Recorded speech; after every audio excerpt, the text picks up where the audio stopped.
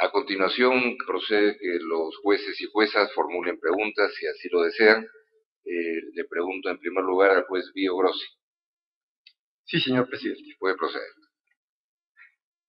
Las mías podrían ser preguntas, pero más bien son reflexiones e inquietudes que yo le pediría al Estado, a las víctimas, e incluso a la comisión, que si lo tienen a bien, se refieran a ello en sus alegatos finales, si es que lo estiman pertinente. La primera dice relación con la afirmación del representante de las víctimas, en orden a que lo actuado, lo realizado por el Estado en esta materia, si bien lo valora, no es suficiente. Entiendo, por lo tanto, que lo que aspiran es más bien a una legislación especial sobre la materia o a una norma especial sobre la materia, y que esa norma recoja, como dicen los estándares internacionales. Mi petición es si podrían, en los alegatos escritos finales, hacer alusión a qué norma convencional, tratado, qué norma consuetudinaria, costumbre, qué principio general de derecho o qué acto jurídico unilateral, si es que lo encuentra, podría servir para que se plasmara en mejor forma la obligación jurídica internacional en esta materia, en la legislación interna. Porque no basta solo con que la Corte diga algunos criterios, los criterios tienen que estar sustentados en derecho. Mi segunda observación concierne a lo que ha expresado el Estado. El Estado ha dado cuenta de todas las gestiones encaminadas que ha realizado, encaminadas a mejorar el sistema imperante en el país en lo relativo a la materia que nos interesa aquí, la libertad de expresión. Dos preguntas o inquietudes que me surgen al respecto. ¿Significa con ello que está reconociendo, en definitiva, que hubo una violación del artículo 13?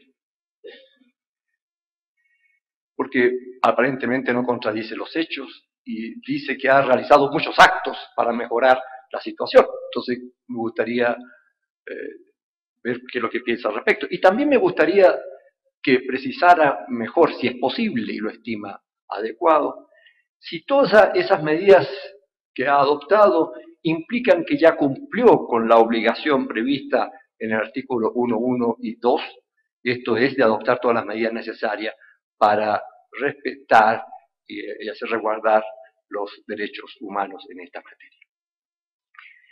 La tercera reflexión concierne a lo expresado por la comisión, y por tanto hacia ella va dirigida especialmente, pero también a los demás.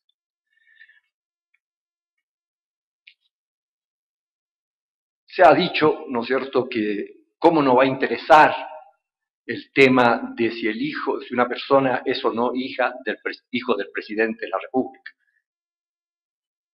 Mi reflexión apunta a si la circunstancia simplemente de ser hijo de cualquiera es un hecho público y notorio.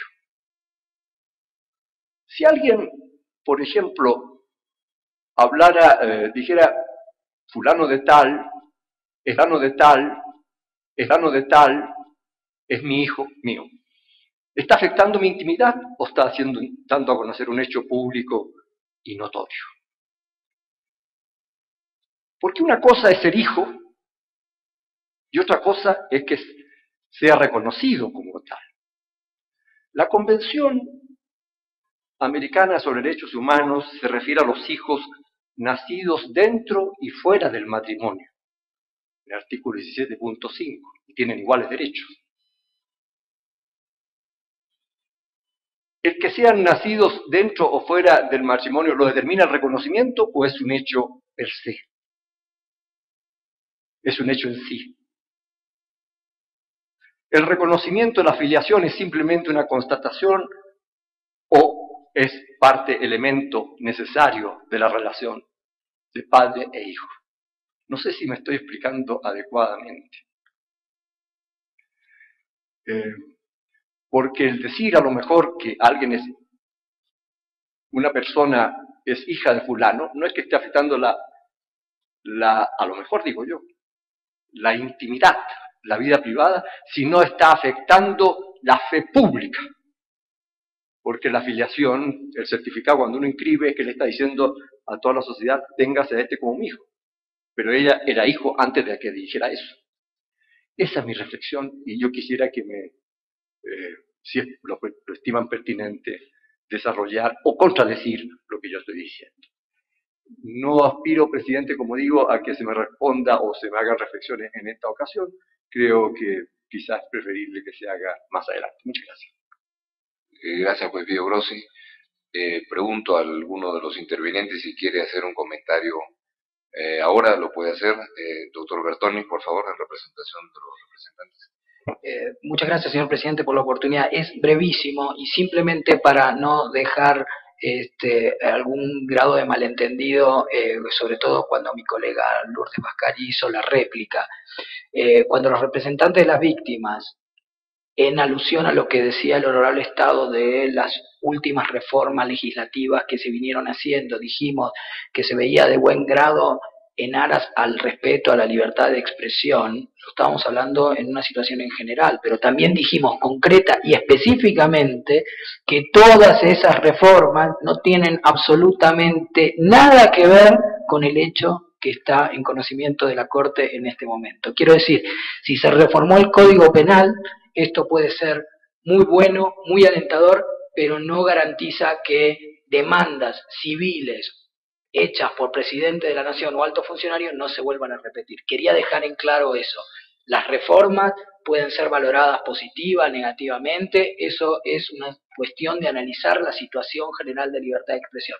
En este momento estamos frente a un hecho puntual, individual, de una condena por reparación civil a 2 periodistas que hemos considerado violatoria a la libertad de expresión y que no ha habido ningún tipo de regulación,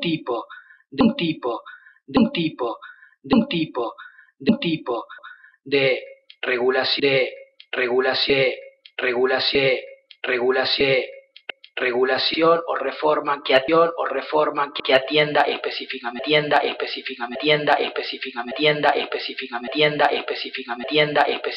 ese problema. No quería salir de esta audiencia con una imagen equivocada de lo que nosotros habíamos dicho. Gracias, señor presidente. Gracias, doctor Bertoni. No sé si el Estado quiere hacer un comentario ahora o se lo reserva para el alegato escrito. Sí, muchas gracias, su señoría.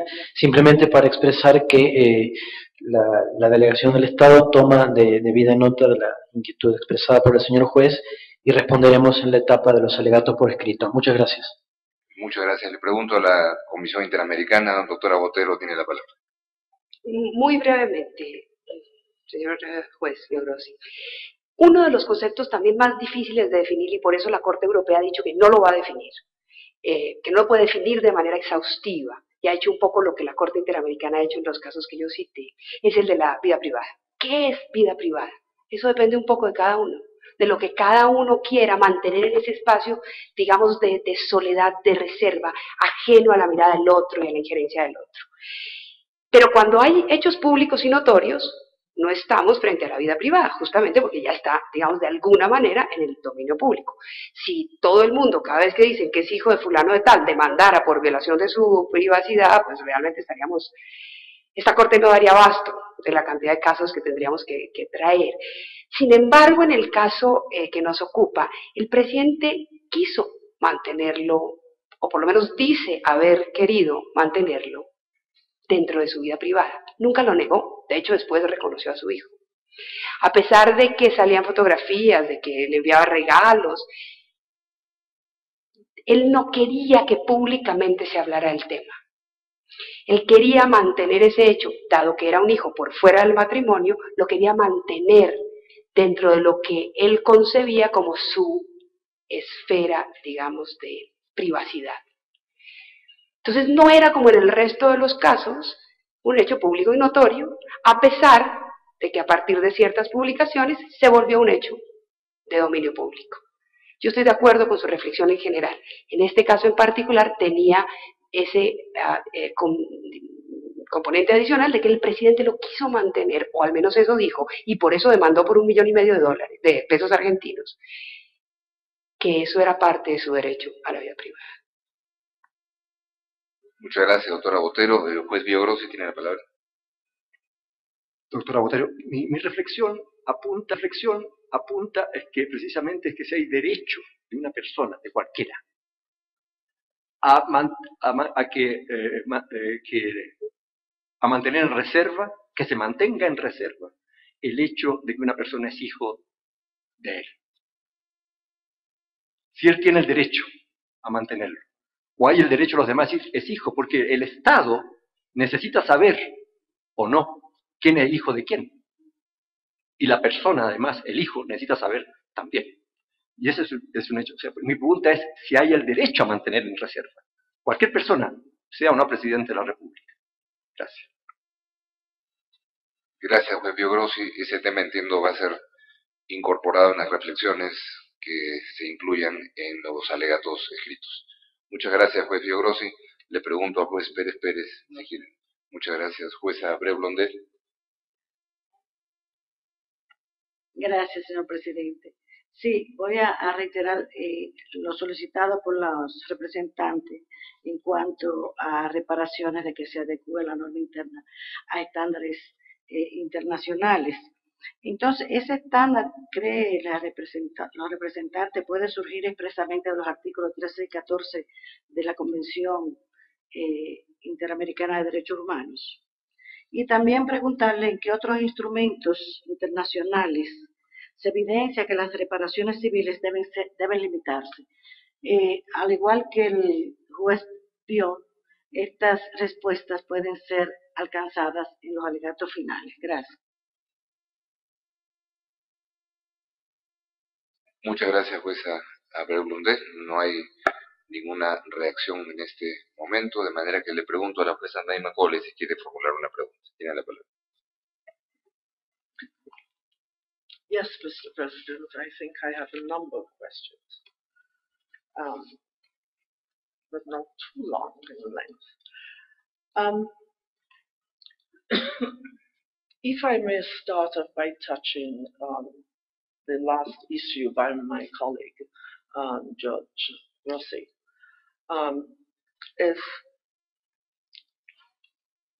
I'll put it this way, if I may. Does anyone have a right to not honor the rights of a child they have had to a name, to an identity, and to a family? I think all states recognize that right in children. And if someone is the head of state, the highest politician in a state, who ignores that right of a child he has, can that be called a right of his intimacy or his private life?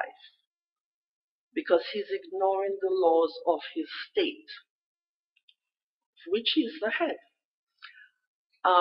This I ask particularly of the state, if you could answer that. Because I have difficulty in understanding the conclusion of the Supreme Court. I am not of your system, but I do have the difficulty in understanding the system. And I go further and say, on what basis did the Supreme Court conclude that a matter of that fundamental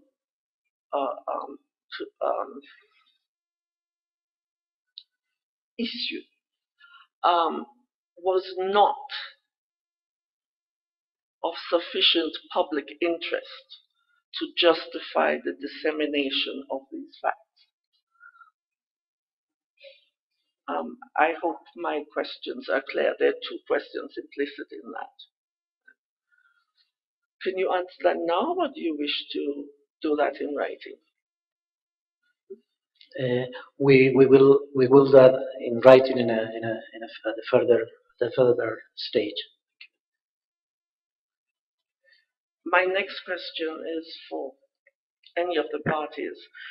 And this is, what proof was there of the damage caused to the plaintiff in the proceedings?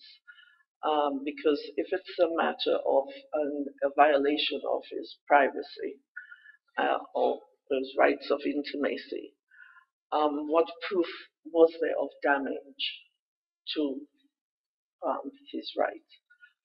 Bearing in mind the public official, highest public official and politician's situation.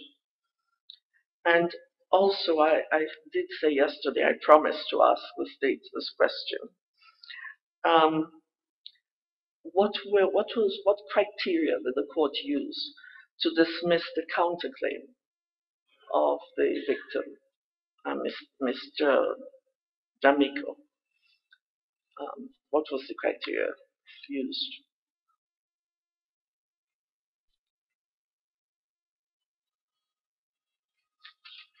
I just double check.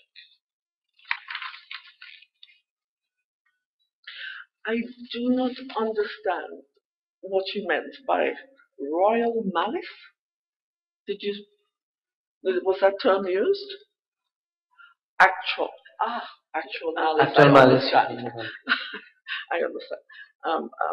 That was a translation I got, and I couldn't understand that. Thank you. I have no question about that. I think those are language in Spanish. Una primera cuestión que usted hizo referencia ayer es a la contrademanda, al counter. En realidad entiendo la confusión, pero la respuesta es bastante simple.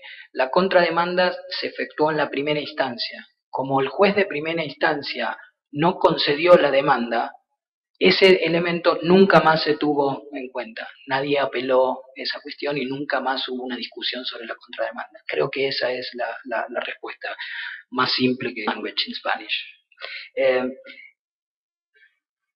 Una primera cuestión que usted hizo referencia ayer es a la contrademanda, al counter. En realidad entiendo la confusión, pero la respuesta es bastante simple. La contrademanda se efectuó en la primera instancia. Como el juez de primera instancia no concedió la demanda, ese elemento nunca más se tuvo en cuenta. Nadie apeló esa cuestión y nunca más hubo una discusión sobre la contrademanda. Creo que esa es la respuesta más simple que le puedo dar. Y la otra pregunta es sobre la cuantificación de los daños y cuáles son los criterios que utilizan los jueces. Muy brevemente, y nos vamos a expandir en nuestro alegato escrito, el problema es que no hay criterios. That's the problem. No hay criterios. El daño moral, en la cuantificación del daño moral, los jueces no tienen criterio de cuantificación. Eso no lo digo solamente yo, lo puede encontrar, honorable jueza, en la pericia del perito Rivera, en donde expresamente dice: en lo que respecta más específicamente a la cuantificación del daño moral, los tribunales han sostenido que el juzgador debe sortear la dificultad de imaginar o predecir el dolor que el hecho dañoso produjo en la esfera íntima del reclamante para luego establecer una indemnización en dinero que supla el daño moral. Los tribunales han sostenido que el juzgador debe sortear la dificultad de imaginar o predecir el dolor que el hecho dañoso produjo en la esfera íntima del reclamante para luego establecer una indemnización en dinero que supla o compense el desmedro injustificadamente sufrido, es decir, imaginación.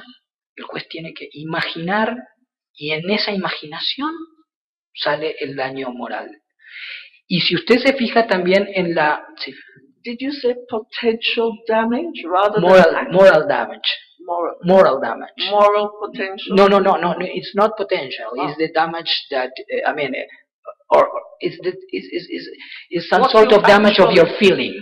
Is the Your damage of reputation. not only reputation, is your feeling. Damage, moral damage it could be reputation, could be other kind of things, but it is your feelings, how this fact affect your feelings. Yeah. And that is why the judge, the Argentine jurisprudence is saying that imagination. I, as a judge, have to imagine how much this person feel. Y eso trae como consecuencia incertidumbre, por supuesto, en quien está enfrentando una acción, incertidumbre en quien se va a expresar y sabe que la persona puede sentirse dañada no efectivamente, sino en sus sentimientos. Nunca se sabe cuánto se lo va a considerar ese daño, y si usted seguramente al momento de resolver este caso van a evaluar todas las pruebas que están aportadas, se detienen en la pericia del perito Rivera, van a ver que hay ejemplos totalmente dispares, distintos de cómo los jueces imaginaron ese daño moral. 10.000, 20.000, 40.000, 60.000, 1,5 millones, presidentes reclamando por 80 millones de dólares en la región también por daño moral. Gracias. Muchas gracias, doctor Bertoni. La Comisión Interamericana quiere hacer un comentario. Doctora Botero tiene la palabra. Sobre la pregunta, la última pregunta, señora juez. El problema en estos casos, que se refleja en este caso en particular, es que el daño moral se presume probado con el simple alegato de la persona afectada. Como es tan difícil delimitar el ámbito de la vida privada, si yo voy ante un juez y digo, ese periódico publicó algo que tiene que ver con mi vida privada y no está autorizado y por lo tanto pido una reparación, el daño en la mayoría de los casos en materia civil, y en este en particular, se presume probado con el simple alegato de la persona presuntamente afectada. Más todavía, en materia de derecho civil, como lo dijo ayer el perito Saba, hay una especie de responsabilidad objetiva que fue introducida a los códigos civiles hace algunos años por razones democráticas, pero que si opera en casos de libertad de expresión es gravísima. En este caso, simplemente basta con que se demuestre que la publicación contenía una información que la persona considera que es de su vida privada para que se entienda demostrado el daño y la culpa.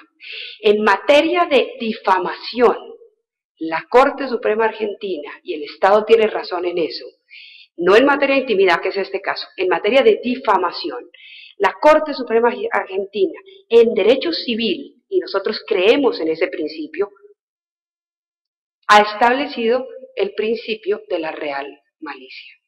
Y ha dicho, el periodista claro que puede ser responsable, y claro que puede haber un abuso de la libertad de expresión, y si hay un abuso hay que pagar, pero ha establecido unos criterios, los de la real malicia, para que los periodistas sepan qué pueden y qué no pueden hacer, y haya un marco de certidumbre. En materia de la tensión entre libertad de expresión e intimidad, no hay nada de eso. Operan los principios tradicionales del derecho civil de nuestros códigos napoleónicos y por lo tanto hay casi que presunción de daño moral con el alegato de la persona y una especie de responsabilidad objetiva. Y no existe ningún criterio de cuantificación. Hay casos de la Corte Europea que son casos muy importantes en donde la Corte lo que ha valorado es justamente si existen criterios de cuantificación. La Corte Europea ha dicho, yo no le voy a decir a los países cómo cuantificar el daño. Yo lo que le voy a pedir a los estados es que tengan criterios de cuantificación para que no quede todo librado a la libre disposición de un juez que puede imponer 40 millones de dólares, 80 millones de dólares o 60, como en este caso, a su libre discreción. Muchas gracias, doctora Botero. Juez Ventura Robles, tiene la palabra. Gracias, presidente. Una única pregunta a los representantes, por favor, cumpliera con una medida de este tipo.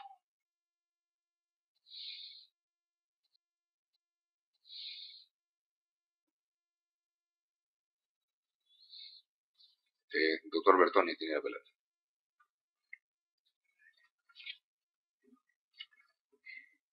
Sí, de alguna manera esto lo teníamos ya explicado, excelentísimo juez Ventura, en la demanda.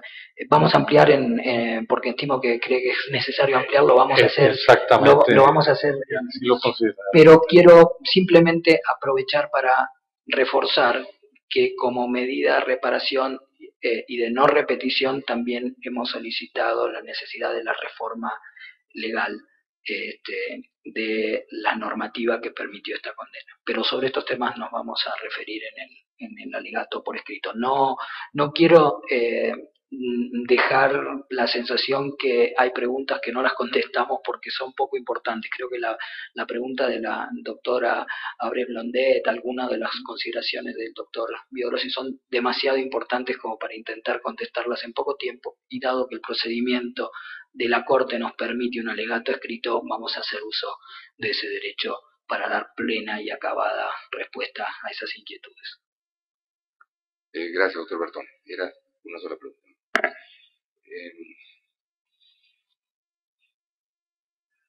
Yo quiero pedirle a la relatora de Libertad de Expresión una reflexión sobre un tema que está conectado a una de sus intervenciones del día de hoy, precisamente. Porque el telón de fondo de un proceso es el mismo siempre, es un conflicto de derechos. Y el derecho en general es eso, el conflicto de derechos que, como la señora relatora ha recordado ahora, en el caso del derecho a la intimidad no estamos ante un derecho absoluto, sino un derecho que tiene restricciones y regulaciones, y tampoco, como bien sabemos, los otros derechos son absolutos. El propio derecho de la libertad de expresión, como concepto conocido y que ha sido además sistemáticamente reiterado por la jurisprudencia de la Corte Interamericana de Derechos Humanos. Tal como ha sido planteado el caso, es visible que uno de sus ingredientes fundamentales es el tema de las restricciones o parámetros para la denominada discrecionalidad absoluta de los jueces ante procesos de esta naturaleza en la realidad argentina. Ese es un poco uno de los focos del planteamiento del proceso. Entonces estamos ahí ante otra vez el ejercicio de la ponderación, de buscar cómo establecer que existe la posibilidad de restringir el derecho a la intimidad, ¿no?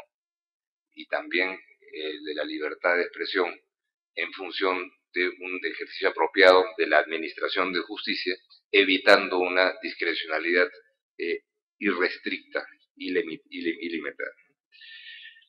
Entonces, ese es un aspecto. Sin embargo, otra vez, así como lo planteé ayer, quisiera retroceder un poco y ver un poco la película más amplia. Porque aquí se trata de enfrentar la posible asimetría de una justicia que se exceda con sanciones o multas que puedan ser realmente confiscatorias, ¿no? Pero otro de los planos de la asimetría es lo que puede ser el poder de los medios, es decir, que por su ejercicio monopólico a nivel empresarial, o porque la información equilibrada a la que se ha referido con reiteración la Corte como elemento esencial para la libertad de expresión va quedando de lado porque hay solamente un criterio que se hace prevalecer, uno que puede ser procesado, o algunos pocos, en cualquier caso. Entonces, siendo esto así, siendo esta búsqueda del equilibrio un elemento esencial para poder interpretar adecuadamente derechos como estos, la libertad de expresión y la intimidad en este caso. Así como se plantea en el curso del proceso, que la Corte Interamericana tendría que establecer parámetros o lineamientos por alguna forma, sea por las sentencias, sea planteando la necesidad de reformas normativas o lo que fuera, eso se verá después.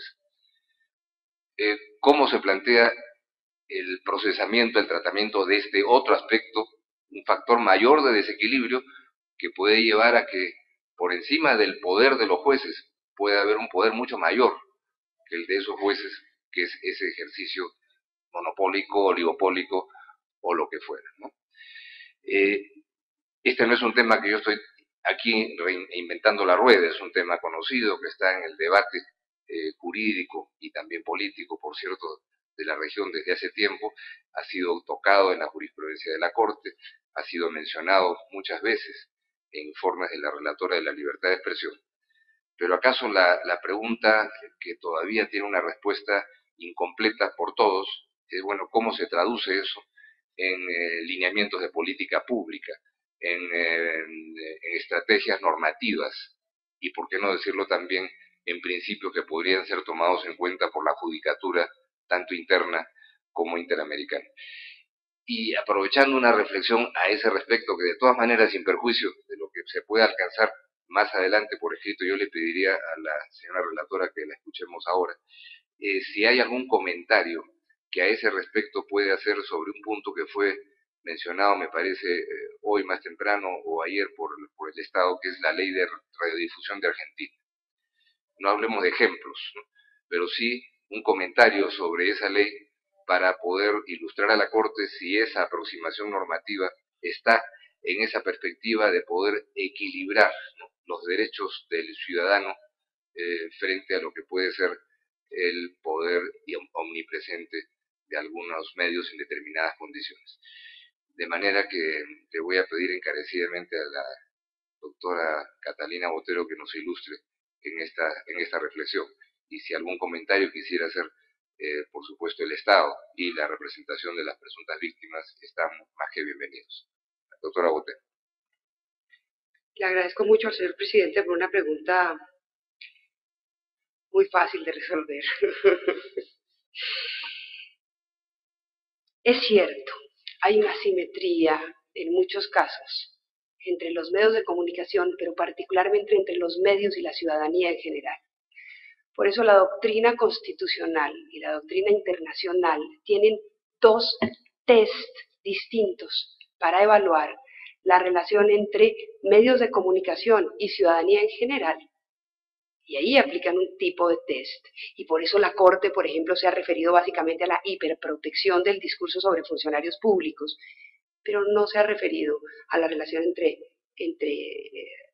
a la prelación de libertad de expresión cuando de por medio está la honra, la vida privada, el honor de una persona que no ha sido sometida a un proceso electoral o que no es funcionaria pública. O sea, hay un doble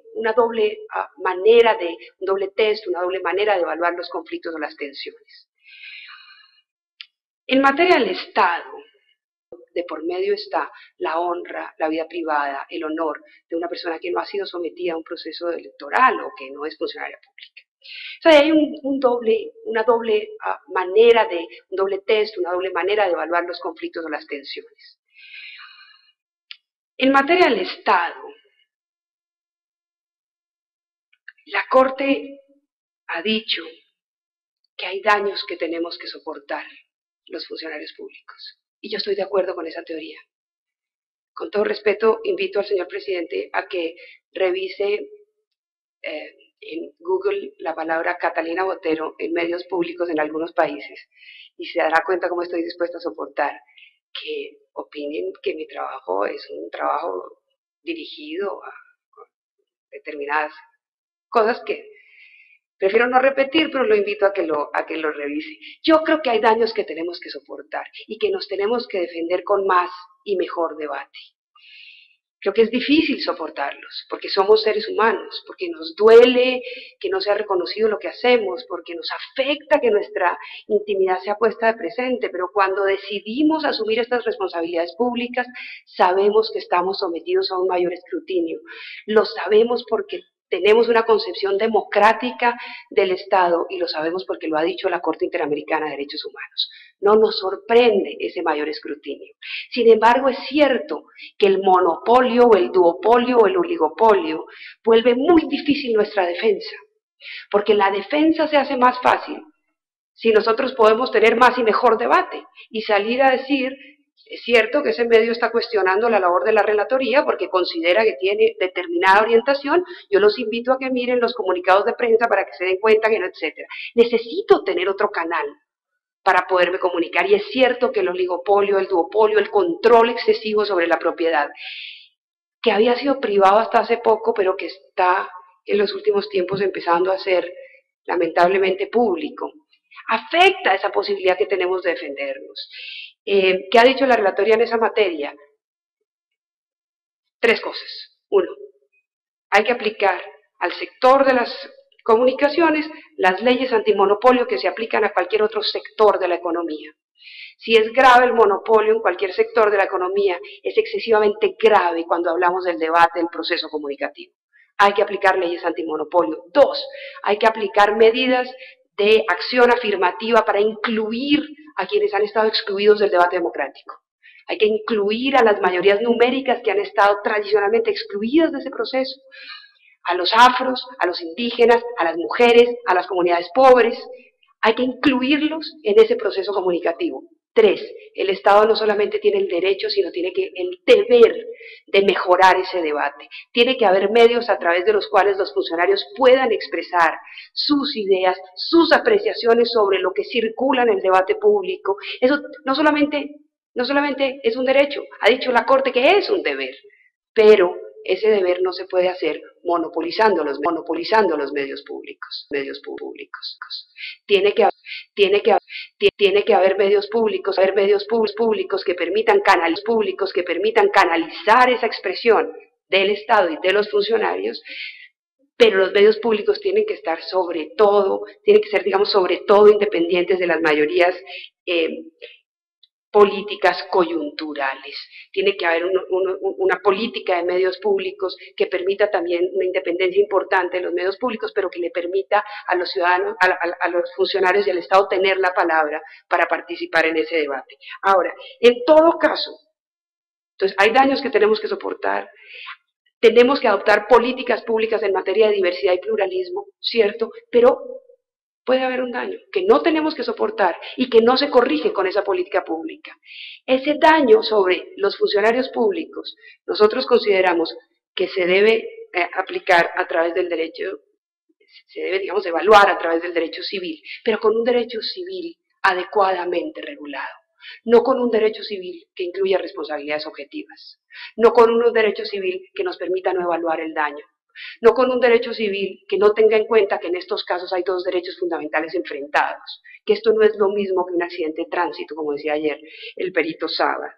En materia de derechos, derecho de defensa ante los medios, la propia Convención Americana habla del derecho de rectificación y respuesta, que es importantísimo. Hay que regularlo bien.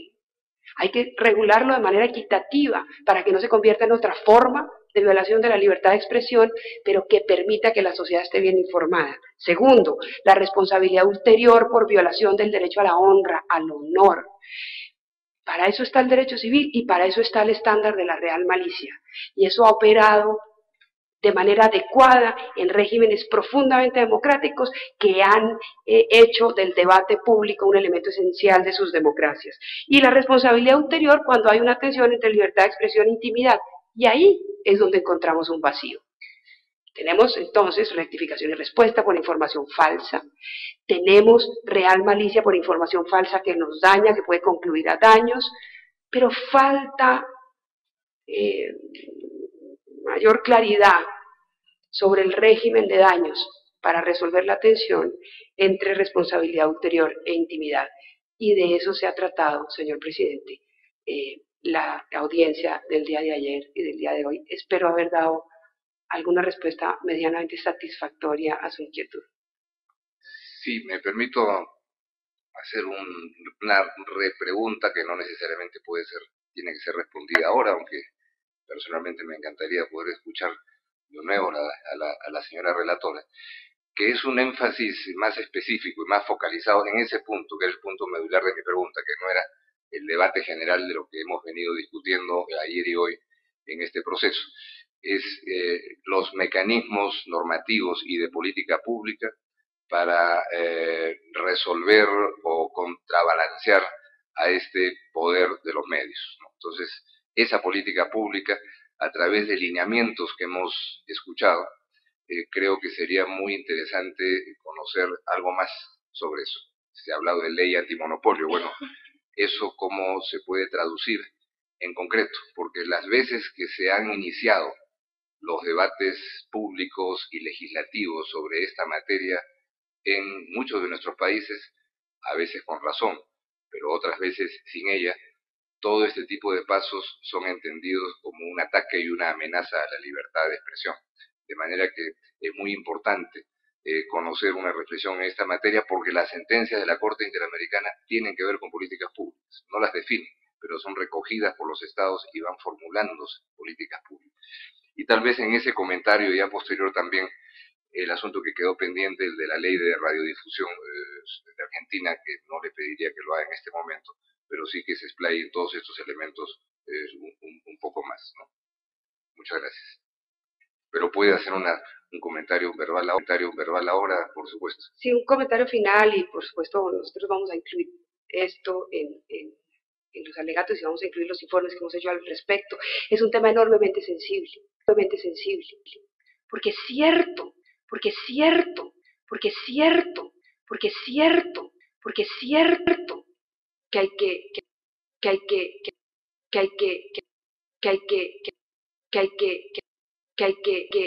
que adoptar mecanismos, para desmonopolizar la palabra. Pero también es cierto que los estados han utilizado esas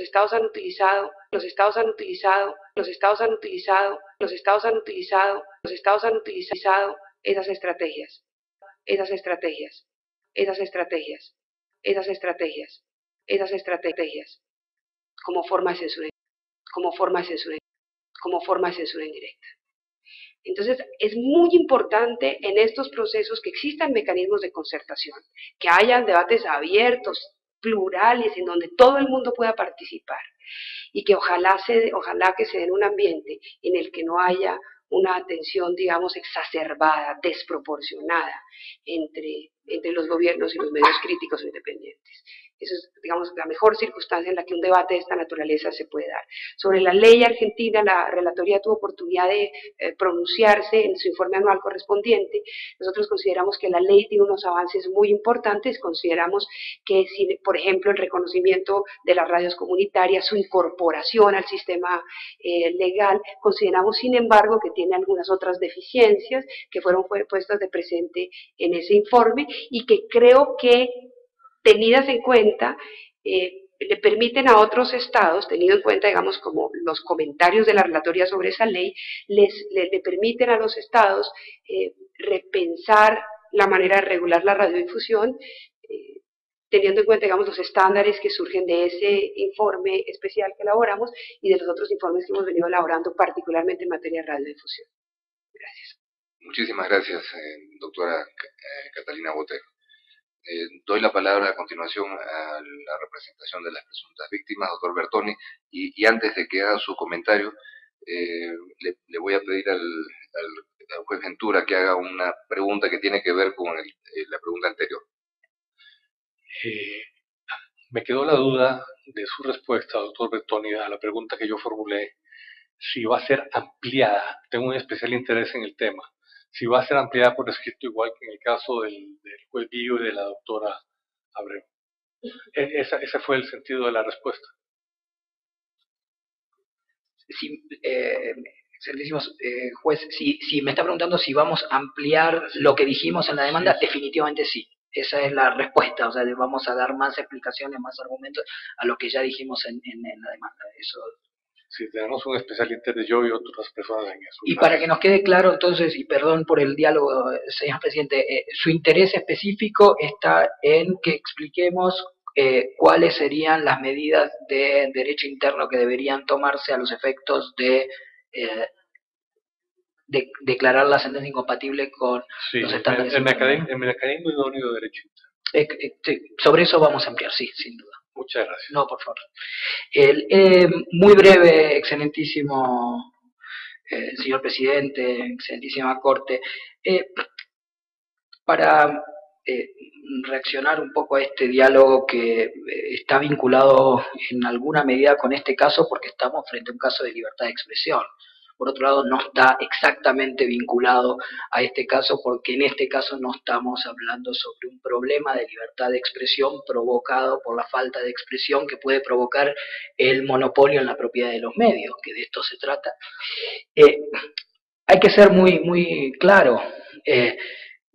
La Convención Americana ha sido extremadamente sabia, y así lo han hecho todos los tratados internacionales de derechos humanos, al imponer obligaciones a los estados de respetar y hacer respetar los derechos que emanan de la Convención. En ese sentido, todos los estados tienen la obligación de respetar la libertad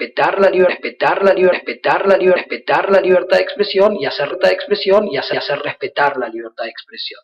¿Cómo se cumple con esa obligación internacional del Estado? Bueno, muchas veces se cumple a partir de las regulaciones que emanan del propio Estado. El perito Saba ayer hablaba de que los Estados pueden hacer mayores o menores esfuerzos en cuanto al tipo de regulaciones que respeten las obligaciones internacionales del Estado. En materia especial de libertad de expresión, podemos hablar de una manera general de una política pública de libertad de expresión. ¿Sí? El término política pública a veces es demasiado, si me permite, gelatinoso, no sabemos muy bien de qué estamos hablando, pero una política pública de libertad de expresión, que es muy amplio. Dentro de esa política pública de libertad de expresión puede entrar una política criminal específica que determine la incompatibilidad de los delitos de calumnias, injuria o de los de desacato. Podemos hablar de una política de comunicación que habla sobre la necesidad de que no existan monopolios ni estatales ni privados, y la política de no monopolio es algo que viene de esta propia Corte Interamericana desde 1985. Ya en la opinión consultiva 5 se estableció que los monopolios en la propiedad de los medios lesionan la libertad de expresión. Ya la Declaración de Principios de la Comisión Interamericana de Derechos Humanos del año 2000, el principio 12, habla sobre esto. Entonces, los Estados tienen que respetar también por una política de comunicación en ese sentido.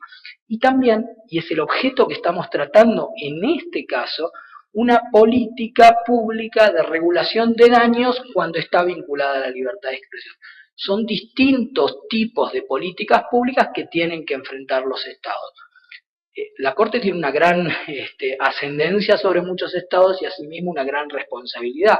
Ojalá, de la misma manera que las pautas que dio la Corte Interamericana en la política criminal, que ha tendido a despenalización de calumnias e injurias, a derogación de desacatos, pueda seguirse también con otros lineamientos de una política pública de reparación de daños que establezca que no es lo mismo reparar el daño por un accidente automóvil que cuando se trata del ejercicio del derecho a la libertad de expresión.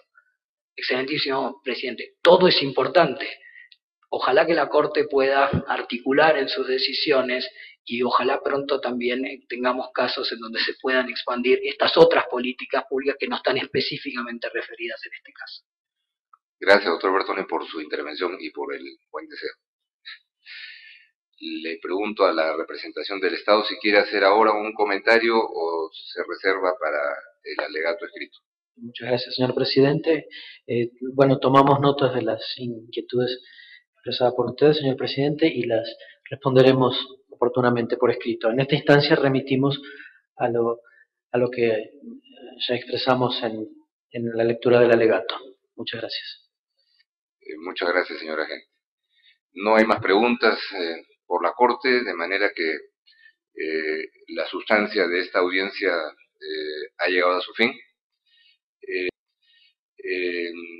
Les quiero agradecer en nombre de la Corte a los representantes de las presuntas víctimas, a la representación del ilustre Estado argentino y a la representación de la ilustre Comisión Interamericana de Derechos Humanos. No solo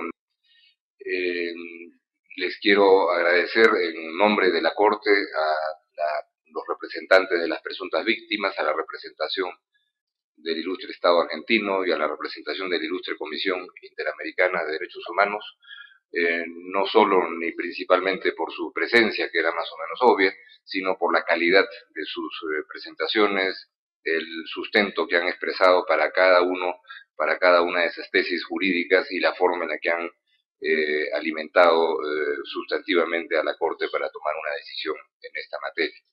Como ya ustedes saben, hay una fecha improrrogable que es el 28 de septiembre para la presentación de los alegatos escritos finales y para la presentación de las observaciones finales también escritas por parte de la Comisión Interamericana de Derechos Humanos.